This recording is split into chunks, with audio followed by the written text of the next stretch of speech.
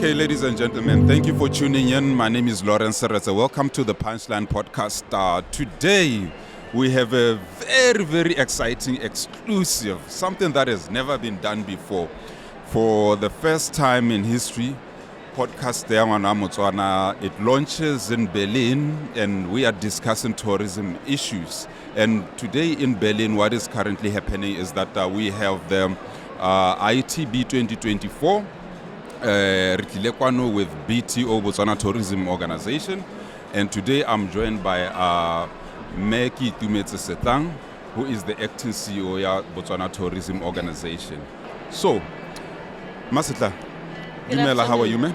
Fine, thank you. How are you? Yeah, I'm very, very excited to be sitting next to your worship and discussing such an interesting subject matter that forms the core of the backbone of Botswana's economy. That when we say Botswana, we mean tourism. And I'm very, very privileged to be having an opportunity to have this discussion with you. So, please, tell me why we are here today. Thank you very much, Lawrence, and I must most profoundly thank you for making it this far. I mean, to have joined us in Berlin to ensure that you bring content and information to our people back home about why we are here. We are in Berlin at the International Tourism Bourse, which is a tourism expo, the biggest tourism expo in the world. Attended by tens of countries, 153 countries that are here to come and sell tourism packages from their various destinations, to come and sell packages and to come and create awareness about what each country has to offer in terms of tourism. Botswana brought 25 companies from our country, tour operators, destination management companies, travel agencies, hotels, lodges, to also come and sell packages to the various establishments and different companies. And these 25 companies are all based in Botswana and licensed and operating in Botswana. And we are very happy to see that this year we have a mix of service providers in the tourism industry, a much more varied mix of tourism companies coming in from home. And this is small scale, which offer top-end products, middle range companies, as well as top-end or affluent market-based companies. So we are very happy that we are beginning to see a mix in terms of who is here or who attends such events to come and sell packages, which is a clear demonstration of growth in terms of businesses in Botswana, in terms of the diversification of products that are offered by different companies at different levels of operation. Oh, quite exciting. That's quite broad, and I'm excited to know that you brought in a handful of local tourism companies to come and showcase the products that they do offer. Runayala, basically, I want us what I want to know, within the mandate there BTO, what exactly is your role for BTO, and what value does BTO add within the government structure in Botswana at large? Botswana Tourism Organization is a parastatal body under the Ministry of Environment and Tourism. The mandate of the organization is to market Botswana to both the local market and the international market. By international, I mean every market outside the Botswana borders. Our role also includes in promoting investment into the tourism sector, as well as to grade tourist facilities, looking at different categories of tourist facilities. We are currently doing accommodation facilities only, but the plan is to grow into other categories of the entire tourism operation landscape. So we have a threefold mandate: to market Botswana as a tourist destination, to develop the products, to promote investment into the tourism sector, as well as to grade tourist facilities. What sustainable programs do you have, Botswana? What sustainable programs do we have that you would like the world to know about? I think I must start off, first of all, by explaining how we guide tourism development in Botswana. Yes. Tourism development in Botswana is based on sustainability. And by sustainability here, we mean we are taking care of the environment.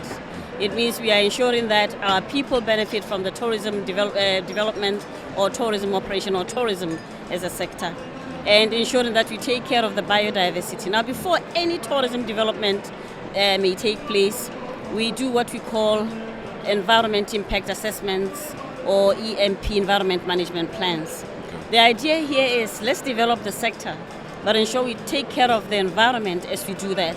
Let's develop the sector and ensure that people benefit from the sector as well. Let's develop the sector and ensure that the biodiversity that is part of this sector or that is part of this product, which is currently based on natural resources, the biodiversity is taken care of. So every development is preceded by a management plan. Now, a management plan details exactly what will take place in each development or in each area where tourism development is going to take place. This is to ensure that we touch the environment. But as we do that, we come up with mitigation. Should there be some negative impact when we do developments or when we operate tourism facilities? So everything that we do in Botswana in terms of tourism development is based on a management plan or is guided by a management plan that will detail what can be done and what may not be done. The idea here is not to touch the environment, but the idea is to ensure that as we do so, we are doing it in keeping with good environmental practices. Now, as Botswana Tourism Organization, we also, in terms of now ensuring that our people benefit from tourism, are implementing a strategy that was set up or commissioned by government called the Community-Based Natural Resource Management Policy, which is a policy. And this policy seeks to underscore the importance of people benefiting from a resource and also emphasizing that people tend to contribute a lot more in terms of conservation when they see a benefit coming or accrued from a resource. And they tend to then contribute a lot more because resource is the same. Yes. So they then tend to contribute a lot more in its preservation if it's a heritage resource or conservation if it's a natural resource. So then our strategy therefore is aligned to the CBNRM policy. Yes. And this is where we are developing facilities such as Boho Moremi Gorge, where a community is living side by side, the Ho Moremi Gorge. Now we have the Ho Moremi Gorge Resort, yes. Which is developed through a partnership between BTO and the community trust on behalf of the community in the area. Yes. So this gorge ka hore e khone gaufi le motse wa go Moremi. Yes. Ke resource e le gore e hilwe motse gore baka generate the tourism revenue from the resource. So therefore we stepped in as BTO and said, okay, the community have been allocated this gorge to utilize for tourism purpose. And we appreciate the community may not have the capital for development, they may not have the skill for development. So we then step in as BTO to become partners in the project and to guide the development. The idea being to eventually then leave and allow the community to run either on their own or in partnership with private sector. And we've done that, we've done that Lekakotsabo. So basically, our conservation and sustainability drive is centered around taking care of the environment. It is also centered around ensuring that people benefit from the resources that they have. And this is why you would have a strategy that we implement, the high value, low volume strategy, which I must indicate is a strategy saying particularly areas that are highly eco-sensitive. But sustainability principles are applied throughout the country, even in areas that are not so highly eco-sensitive. Because the idea here is to ensure that sustainability becomes a cornerstone of every development in the country. At the core of everything. Yeah. But I like the issue that you spoke about, Ho Moremi, amongst other examples. Yes. And I was interested in understanding when you say BTO partners with them to give them support because they may not have the financial muscle to be able to pull these projects to sustainability. What kind of support actually maybe do you mean? Is it financial? Is it processes? It's everything. Yes. Everything, when you set up a business, all the inputs into setting up a business, financial resources, the skills, the processes, the entire business landscape, setting up a business landscape. Yes. That is what we do. But we do this together with the community because the idea is to eventually then be exiting and allowing the community to be the ones running on their own. So to ensure that by the time we leave they have picked up the skill. By the time we leave them to do it on their own, they have also garnered enough experience to also do the bookkeeping, the investment diversification, just so that they are able to eventually be able to run on their own, or even when they bring in a partner, they're able to sit at the table and have a discussion at the table, understanding exactly the nuances of running a business. Yes. Yeah. You are quite well versed in issues conservation and really sustainable tourism practices. And I do know that you have been with BTO for how long? Since 2006. Since 2006. Well, I started with tourism in yes. 1998 when I joined the Department of Tourism at the time. Yes. And then moved through to Botswana Tourism Organization in 2006. Wow. Yeah. When you came to BTO, what was your first role? Communications. I was still in marketing, Uh-huh. well, specifically dealing with communications and public relations, stakeholder management as well. Well, Yeah. definitely. I mean, we are looking at the future CEO. Where I'm trying to delve in here is because we have something that we call ecotourism excellence, which I know that, as you already highlighted about Botswana's commitment to sustainable tourism consumption and all the likes. I just want to know how has Botswana's commitment to ecotourism contributed to its global reputation throughout the years that you have been there, and what you have been observing and participating? You see, the good thing about Botswana is we have built sustainability, conservation, preservation, yes, and ecotourism principles from a very good fertile ground. That was established by our forefathers who knew about conservation and preservation of resources way before books were written. Yes. And these are the people that taught us everything about conservation. We knew which trees to cut which time of the year. And we knew which plants to uproot and how to uproot, and how to harvest certain plants so that there's continuity beyond eating the fruit. Yes.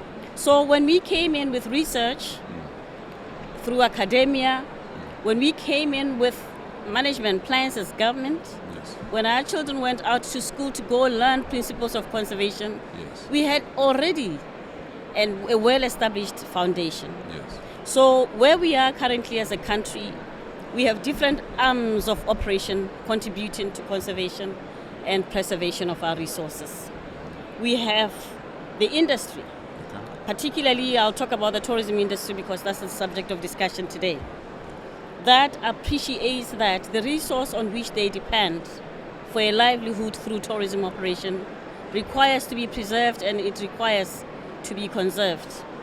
It is therefore easy to operate with an industry like that respects nature, that appreciates that you cannot do anything in terms of tourism delivery, especially around nature-based destinations, without taking care of this environment, because that is what you feed from.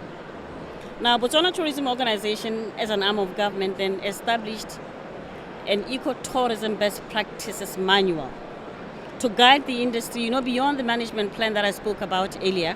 The management plan says to you, this is what you are going to do, or these are the types of developments that you may have in this particular place.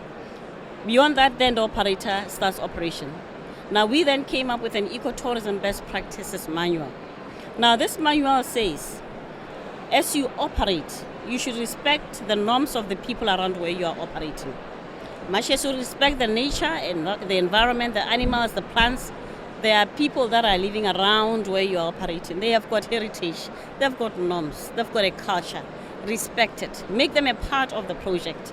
Make them a part of the operation, and make them appreciate the value that the value of the resource around where you are operating and around your operations, to ensure that they are also part of that resource in terms of taking care of the resource.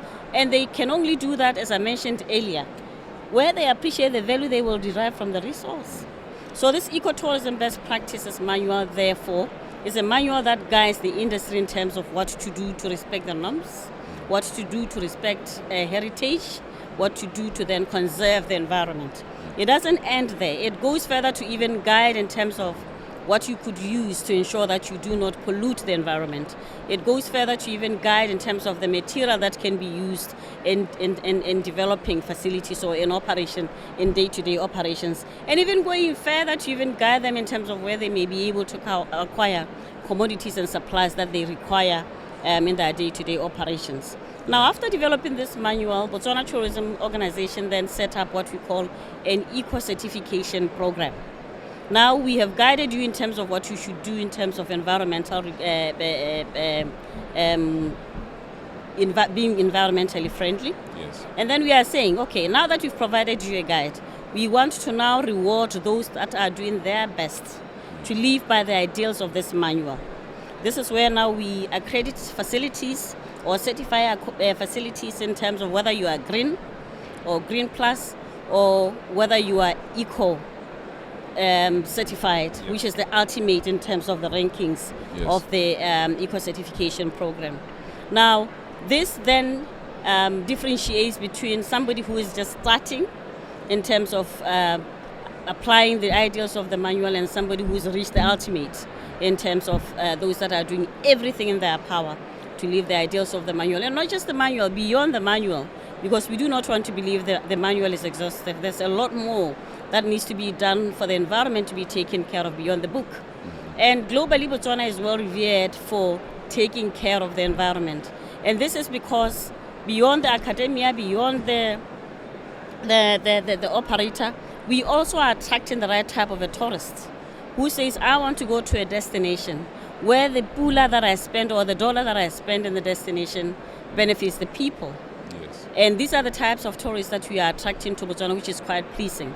The tourist that says, I want to go to Botswana, I want to go to a destination where I will not just see the animals, but I also get to see the people. That is why in our tourism diversification drive, we are looking at developing products outside these natural environments so that we take more of our tourists closer to where the people are. And that's why you'd find us doing activities such as the Makgadi Khadi Epic, activities such as the Kawajun Challenge. So that tourists that come to Botswana or that visit Botswana do not just go to the bush. They combine the bush with all these other activities for a more diversified tourism product offering. And just so that we may retain them a little longer in Botswana, so we may draw more revenue from them. So we are in Berlin currently as we speak. I've been observing that you've been having several meetings and stakeholder engagements, I assume. Can you tell me a little bit more about that and your experience today, and exactly what other opportunities are you trying to specifically open up? You would appreciate that we are just coming out of COVID. Okay. It's a song that we want to see past us, but yes, it is a song we will be singing for quite a considerable length of time. Yes. And the world is gearing towards full recovery. Okay. And Botswana is no exception. We are working extremely hard to ensure that we fast-track our recovery as a tourist destination. And we are doing very, very well.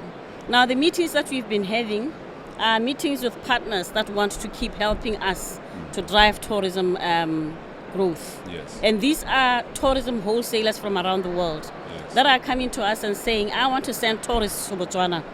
Yes.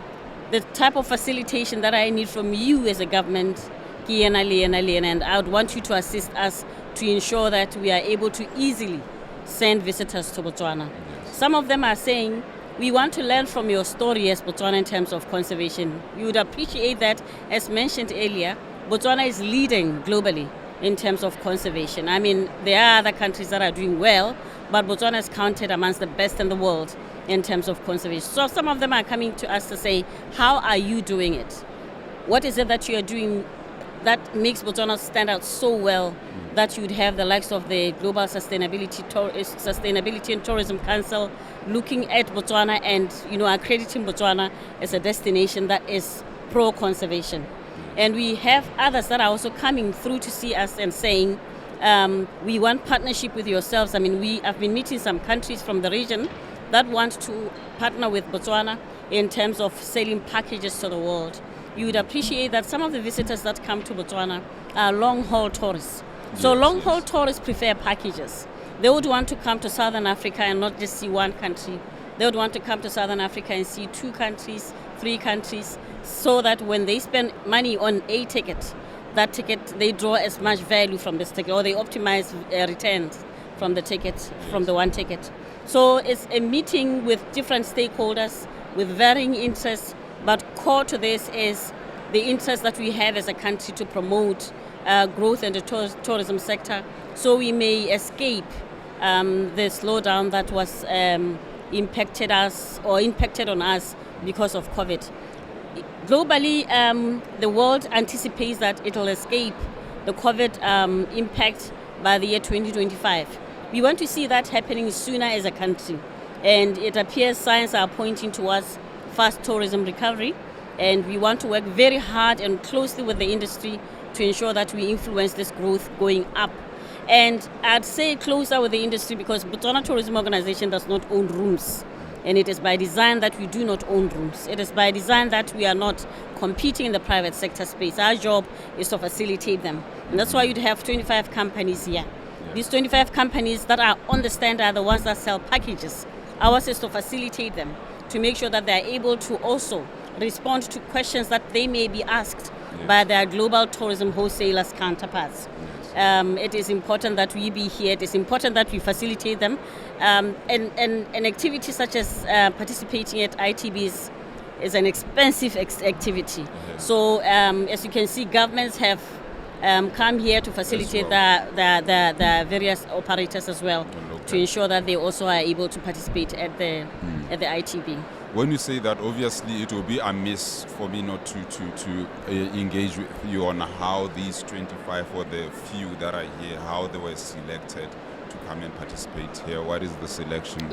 This list, what we do is we send out an invitation, a public notice, to say register, express your interest. Those that are interested, please express interest to participate at the ITB or Indaba or We Are Africa or Meetings Africa or World Travel Market Africa.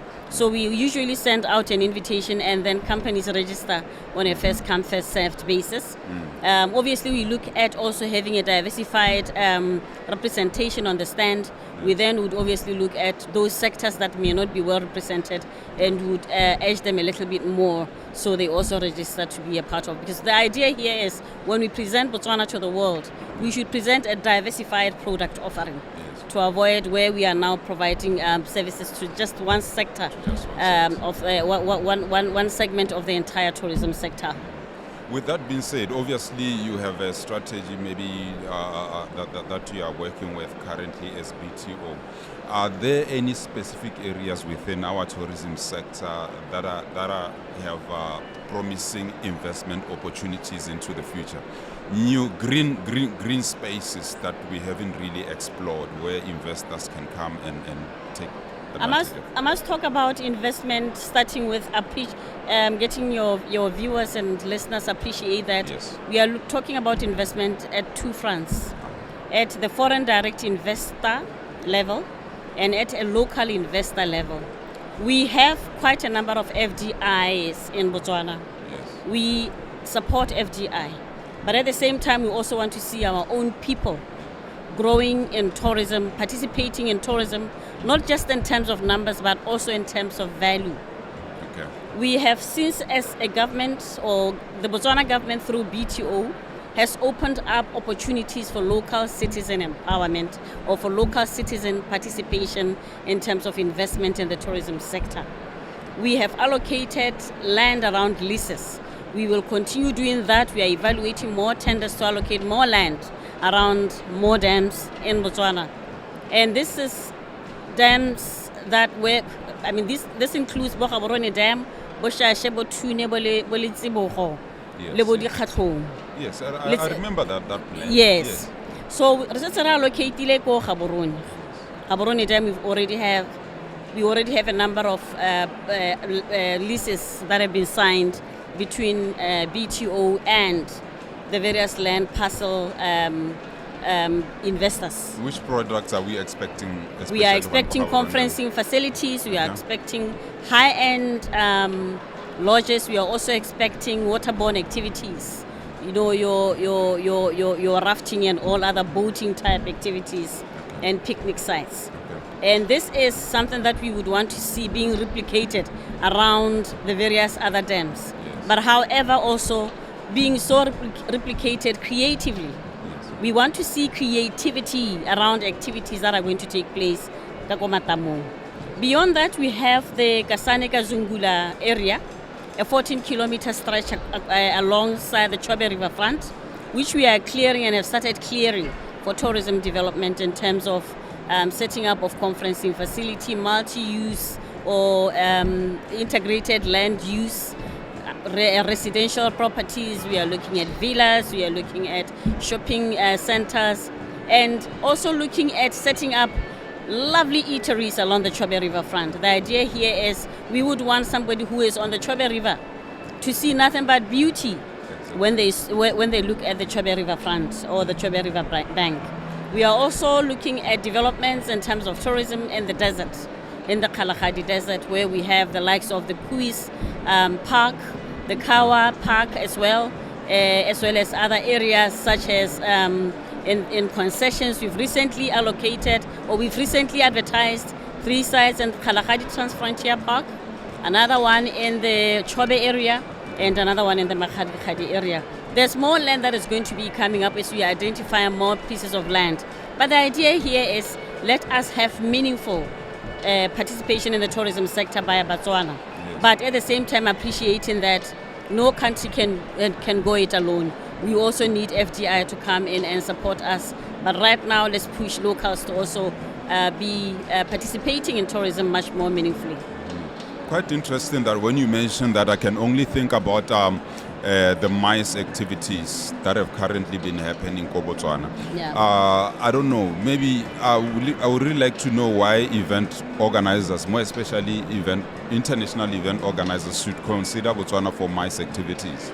I must also start by indicating that we've concluded on a MICE strategy. Okay. This MICE strategy details exactly what we need to do as a country if we are to position Botswana very well for the MICE sector globally. Okay. And Botswana stands a very good chance of being a global MICE destination.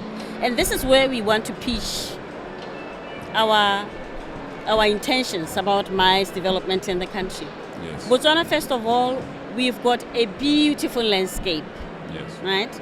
And we have got a willing government that intends to facilitate the growth of the MICE sector.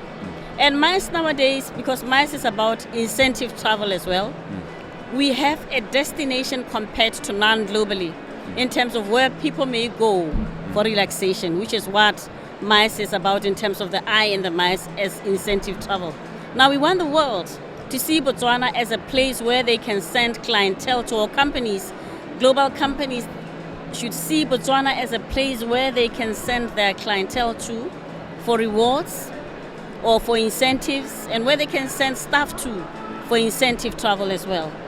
In terms of meetings, Botswana has demonstrated to the world that we are able to stage top-end meetings. Mm-hmm. We've staged Forbes Under 30 for the past 2 years. We are staging Forbes Under 30 again this year. We have organized successfully the US-Africa Summit, the World Health Organization meeting.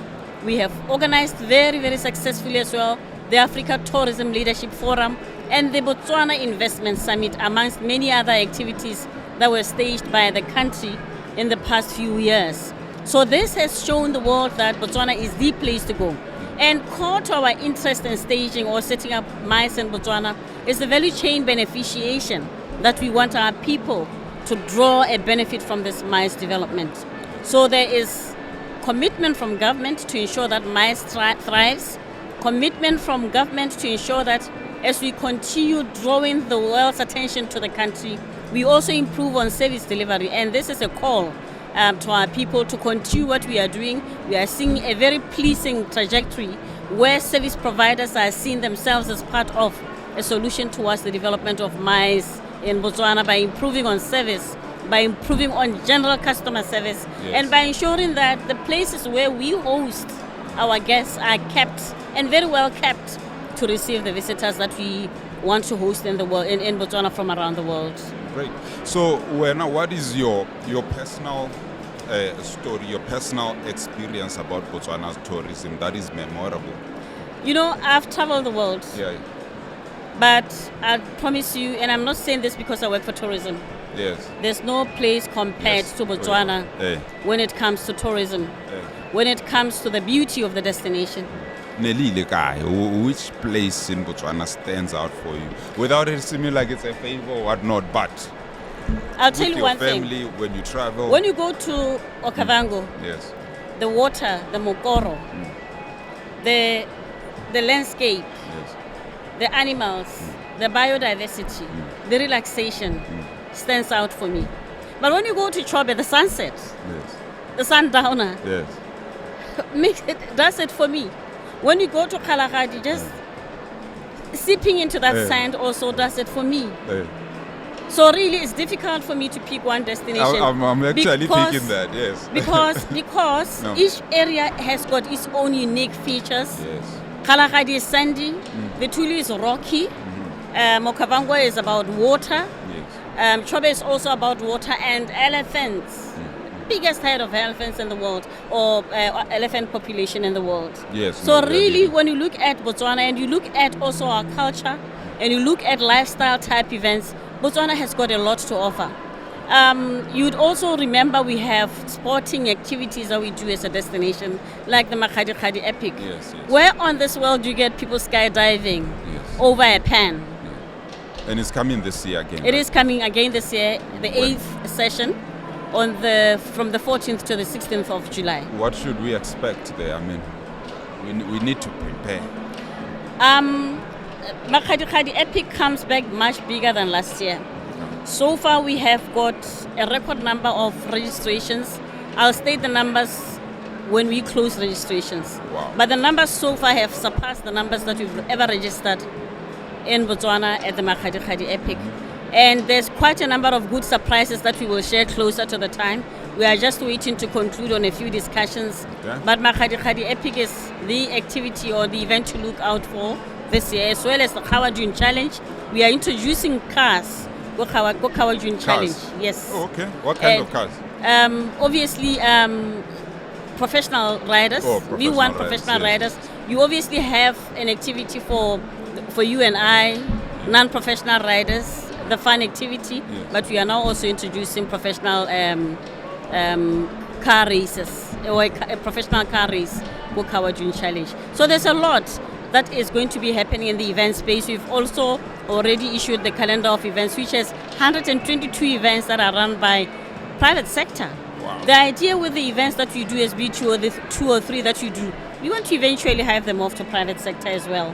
But we are keen in seeing private sector driven events growing in terms of stature and in terms of professionalism around organizing such events. And we also have a lot of MICE events that will be taking place that are also part of the Botswana Tourism calendar of events this year. Okay. Yeah. Okay. That's great. I think maybe because we are going to continue having several engagements, this is a 3-day event, and we are going to come and sit here again by the close of the whole conference and do a wrap-up, because I want to know what your impression is, what your take-home from here is, and what lessons learned can we take out of this. So basically, let's save some of the juicy stuff for our last engagement and other stakeholders as well here. But before we part, I would like you to just, if there's anything that you would like to add that I've left that you think may be vital in the current moment for our audience to know. I must thank the operators that are on the Botswana stand. Yes. You did some walkabouts earlier and you saw just how busy they are. It's beautiful. It is amazing. Beautiful. The stand is beautiful, Yes. even if I say so myself. Yes. It is beautiful. But what is very interesting and exciting to me is having a conversation with the operators, and they sharing that they have full diaries. Wow. Coming out to events such as ITB requires that you set up appointments ahead of time and ensuring that you catch the fattest one. And they've assured me that the appointments they've made are very good appointments. Yesterday we had a chance to also take them on some trend presentation, or a presentation on the trends in the German-speaking market, just so they know exactly what would be obtaining when they now sit down and have conversations with different wholesalers from around the world. So we are very, very optimistic about ITB 2024, and we look forward to the next 12 months of good business and the following years of good business coming out of ITB 2024. Okay. For now, let me not let it be too long, because we still have a few more days to engage. Thank you so much. Thank you, Setlang, for coming through. You are listening and watching the Punchline podcast with Lawrence Seretse. This is ITB 2024. We are in Berlin. If you can hear the ambience in the background, and please stay tuned for part 2 of our engagement as we break down this important subject about tourism in Botswana.